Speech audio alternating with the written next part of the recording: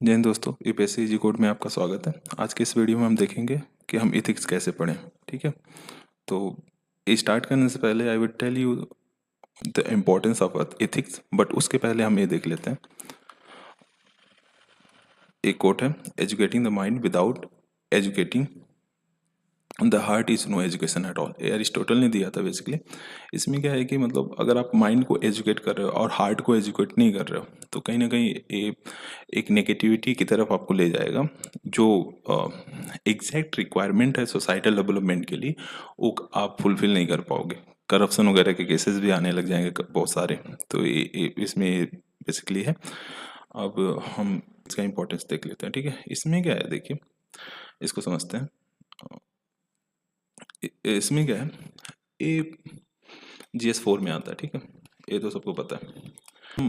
हम जो रैंक की बात करें और जो अच्छे स्कोर की बात करें तो कहीं ना कहीं इससे निकल के आता है। ठीक है, हालांकि इसके अलावा अदर भी एरियाज हैं, लाइक ऑप्शनल हो गया। ठीक है, फिर उसके बाद हो गया एसए हो गया, ऐसे हो गया, और फिर इथिक्स हो गया। ये सारी चीज़ें हैं जो जो आपको एक अच्छा रैंक दिलाती हैं यूपीएससी में। अगर इसमें जनरली बच्चे 150 160 भी स्कोर कर लेते हैं, जिसकी वजह से उनका रैंक काफ़ी अच्छा हो जाता है। ठीक है, तो इसका इम्पोर्टेंस ये है। और फिर उसके बाद अब कवर कैसे करना है इसको देख लेते हैं। इसमें क्या है बेसिकली कि कवर करने के लिए तो बहुत सारी रिसोर्सेज हैं, बट मैं सजेस्ट करूँगा पहले आप लेक्सिकन को फॉलो करिए।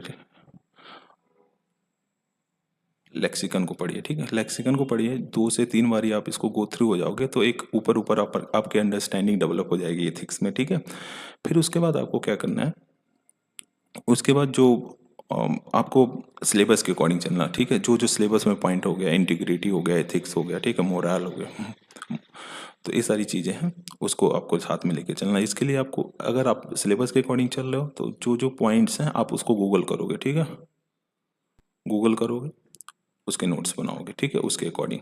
फिर उसके बाद सेकंड पॉइंट पे आओगे, उसको आप गूगल करोगे, उससे नोट्स बनाओगे। और बढ़िया बढ़िया सोर्स क्या है, ओनली आईएएस हो गया। हाँ, ओनली आईएएस हो गया। फिर उसके बाद आई थिंक फॉरम आईएएस वो भी अच्छा प्रोवाइड कराता है, तो उसके थ्रू आप इसको कवर कर सकते हो।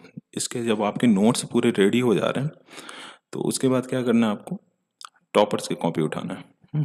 टॉपर्स की कॉपी उठाओगे आप, उसमें आप चीज़ों को एनालाइज करोगे, उसने कैसे मेंशन किया, टॉपर्स ने कैसे मेंशन किया। ठीक है, कैसे चीज़ों को काफ़ी कोलाबरेटिव फंक्शन सिस्टम में लेके चला है। ठीक है, तो आप उसको देखोगे, चीज़ों को एनालाइज करोगे, फिर उसके बाद आप समझ जाओगे।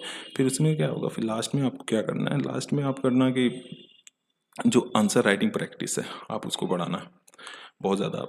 आई मीन आपको बहुत ज़्यादा प्रैक्टिस करना पड़ता है। ठीक है, आंसर राइटिंग के लिए और उसके इथिक्स के लिए। तो उससे जितना आप प्रैक्टिस करोगे उतना आपका जो पीटी है, माइंड का जो कैसे करना है वर्क, इस पे वो सारा कनेक्ट होता जाएगा। ठीक है, तो इसमें ये था। अब देखिए इसमें क्या है, बेसिकली 2 पार्ट में होता है ना।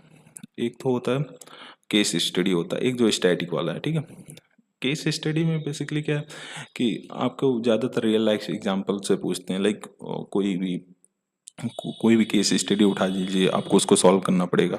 ठीक है, तो केस स्टडी आपको ऐसे कवर करना है। ठीक है, काफ़ी स्कोरिंग इसीलिए होता है कि स्टडी वगैरह आप अपना पर्सनल व्यू देते हो ना इसमें, कि कैसे आप डील करोगे चीज़ों को, कैसे चीज़ों को आप सुधार सकते हो। ठीक है, तो आई थिंक बस इसमें इतना था, इससे ज़्यादा आपको कुछ नहीं करना है। नोट्स बनाओ पहले तो, लेक्सिकन करो। ठीक है, लेक्सिकन करो, फिर उसके बाद नोट्स बनाओ गूगल से। हालांकि इससे भी बना सकते हो, बट इसमें कुछ पॉइंट्स जो सिलेबस के अकॉर्डिंग नहीं दिया हुआ ना लेक्सिकन में, लेक्सिकन में अपने अकॉर्डिंग उसने बनाया है। ठीक है, तो कहीं ना कहीं ज़्यादा रेलेवेंट नहीं उसके लिए। तो नोट्स आप गूगल से बनाओ, फिर उसके बाद टॉपर्स कॉपी। इससे क्या होगा कि आपको एक आइडिया मिल जाएगा ना एग्जैक्टली सॉल्व कैसे करना क्वेश्चंस वगैरह को। ये बहुत अच्छा एडवांटेज देता है आपको कि आप अंडरस्टैंड करो चीज़ों को, सीखो कैसे आपको क्या चीज़ें करनी है। ठीक है, क्योंकि इन्होंने पहले टॉप कर रखा है, आखिर में उसी के अकॉर्डिंग लिख रहे होंगे ना अभी तक। तो ये मैं बोलना था। ठीक है, फिर उसके बाद आंसर राइटिंग। आंसर राइटिंग आप करते रहो रेगुलरली, तो उससे और आपका जो थिंकिंग प्रोसेस होगा वो नर्चर होगा। ठीक है, so that's it for today. Thank you for watching. Please do like share subscribe. Thank you guys.